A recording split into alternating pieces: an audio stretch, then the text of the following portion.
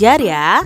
Hari ini kita akan belajar bersama-sama untuk mata pelajaran tematik kelas 2. Kita belajar di tema 4, hidup bersih dan sehat, subtema 2, hidup bersih dan sehat di sekolah, pembelajaran yang kelima. Mari adik-adik kita belajar dengan penuh semangat ya. Adik-adik, kelas dan pekarangan sekolah Dayu telah bersih. Dayu mengetahui cara menjaga lingkungan sekolah agar bersih dan sehat. Di sini ada percakapan antara Bu Guru, Dayu, dan teman-temannya. Mari kita simak bersama-sama. Anak-anak, apakah kalian sudah tahu cara menjaga lingkungan sekolah agar bersih dan sehat? Sudah Bu, kita harus membersihkan ruangan kelas dan pekarangan sekolah Bu. Kamar mandi juga harus dibersihkan Bu. Bagus nak, jika ingin membersihkan kamar mandi, apa yang kita butuhkan?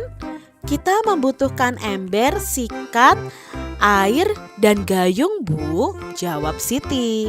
Baiklah, kita hendaknya selalu membiasakan hidup bersih di sekolah ya nak, pesan Bu Guru.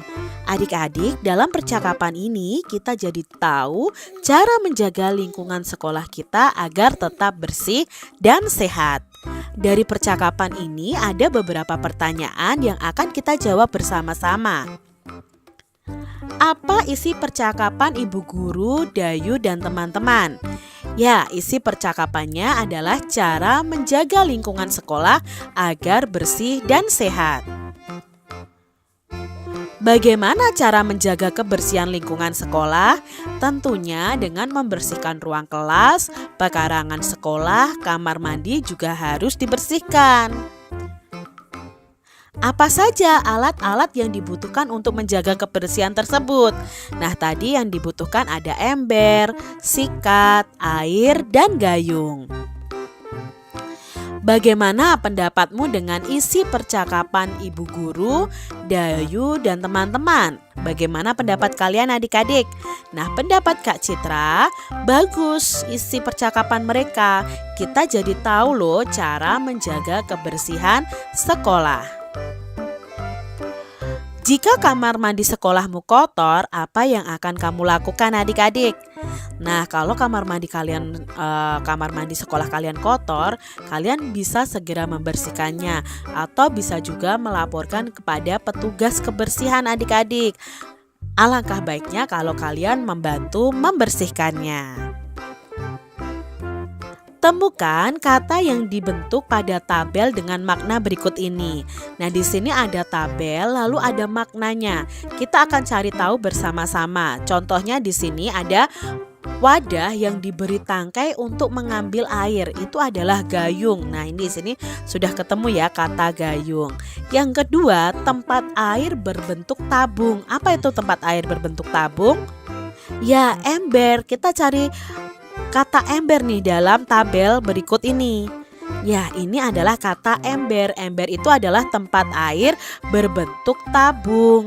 Lalu pembersih yang dibuat dari bulu dan diberi dasar tempat berpegangan. Apa ayo? Ya, sikat. Coba adik-adik cari kata sikat dari tabel berikut. Ya, ini adalah kata sikat yang berarti pembersih yang dibuat dari bulu dan diberi dasar tempat berpegangan. Berikutnya, ada bacaan cara menjaga kelas agar bersih. Mari kita simak bersama-sama. Banyak cara yang dapat dilakukan untuk menjaga kelas agar bersih. Lantai, tembok, dan langit-langit harus dibersihkan setiap hari adik-adik. Jika lantainya berdebu, hendaknya dipel agar debunya terangkat dengan baik. Perlengkapan kelas lainnya juga harus dibersihkan. Misalnya lemari, papan tulis, meja, dan kursi. Setelah bersih, kelas juga harus ditata dengan rapi. Jadi adik-adik harus membersihkan kelas kalian setiap hari ya, kalau kalian sudah masuk sekolah. Kita harus berhati-hati ketika membersihkan kelas. Hati-hati ketika membersihkan tempat yang lebih tinggi agar tidak jatuh. Hati-hati mengangkat benda yang berat. Kaki dan tangan bisa saja terimpit. Ketika membersihkan papan tulis, harus pelan-pelan agar debu tidak masuk ke mata dan hidung kita. Menjaga kelas agar bersih dan sehat itu sangat penting. Adik-adik, kalau membersihkan tempat yang lebih tinggi, hendaknya kalian meminta tolong kepada teman kalian untuk memegangi kursi atau meja yang kalian gunakan untuk alas. Lalu ketika kalian mengangkat benda yang berat, juga meminta tolong kepada teman kalian. Nah, sekarang Dayu dan teman-teman telah menjaga kebersihan ruang kelas. Mereka menjaga kebersihan kelas bersama. Sikap mereka pantas loh untuk ditiru. Sikap itu merupakan contoh kebersamaan di kelas. Tahukah kamu dengan kegiatan yang menunjukkan sikap kebersamaan di kelas? Nah, di sini ada gambar contoh kegiatan yang bisa kita lakukan dengan teman-teman kita yang menunjukkan kebersamaan di sekolah. Apa saja yang dilakukan Dayu dan teman-temannya? Nah, dari gambar ini Dayu dan teman-temannya sedang menari bersama, sedang belajar kelompok bersama, sedang bermain peran dalam drama bersama. Ini menunjukkan sikap kebersamaan walaupun mereka berbeda agama, berbeda suku, berbeda jenis kelamin, berbeda perawakan tubuhnya, tetapi mereka tetap dalam kebersamaan. Sikap apa saja sih yang harus dimiliki agar dapat terwujud kebersamaan di kelas? Nah, sikap kita yang harus kita miliki supaya terwujud kebersamaan di kelas adalah: pertama, saling menghormati walaupun berbeda agama. Tidak memaksakan kehendak kepada orang lain. Lalu mau berbagi dan saling membantu, mau saling memaafkan kesalahan teman kita, mau mengakui kesalahan dan meminta maaf. Itu sikap-sikap yang harus kalian miliki agar terwujud sikap kebersamaan di kelas. Aku dan teman-teman selalu hidup rukun di kelas. Kami sering belajar kelompok, menari, dan bermain peran bersama. Kelas yang bersih nyaman untuk belajar, nyaman juga untuk melaksanakan berbagai bentuk kegiatan. Misalnya untuk latihan melenturkan tubuh. Nah, adik-adik, apa itu latihan melenturkan tubuh? Latihan ini itu membuat tubuh lentur dan tidak kaku. Latihan melenturkan tubuh banyak caranya. Misalnya kombinasi gerakan persendian leher, persendian lengan, dan persendian pinggang. Nah, dari persendian leher, kalian bisa melakukan dengan cara memutar persendian leher ke kiri dan ke kanan. Itu sudah melatih kelenturan persendian leher kita.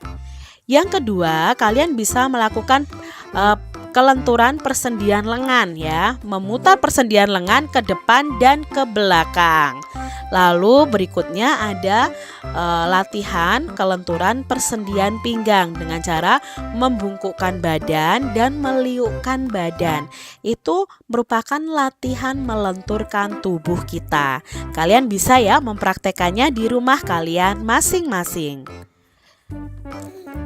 Nah, adik-adik, melenturkan tubuh dapat juga dilakukan dengan permainan. Misalnya, meliukkan badan sambil memegang bola. Cara melakukannya, berdirilah tegak dengan kaki rapat. Pegang bola dengan tangan lurus ke atas. Liukkan badan ke kiri dan ke kanan. Gerakan ke kiri dan ke kanan ditahan beberapa detik. Itu tadi cara melakukan olahraga kelenturan badan kita dengan permainan bola. Demikian tadi adik-adik pembahasan kita di tema 4, subtema 2 pembelajaran yang kelima. Semoga video pembelajaran ini bermanfaat ya untuk adik-adik semuanya.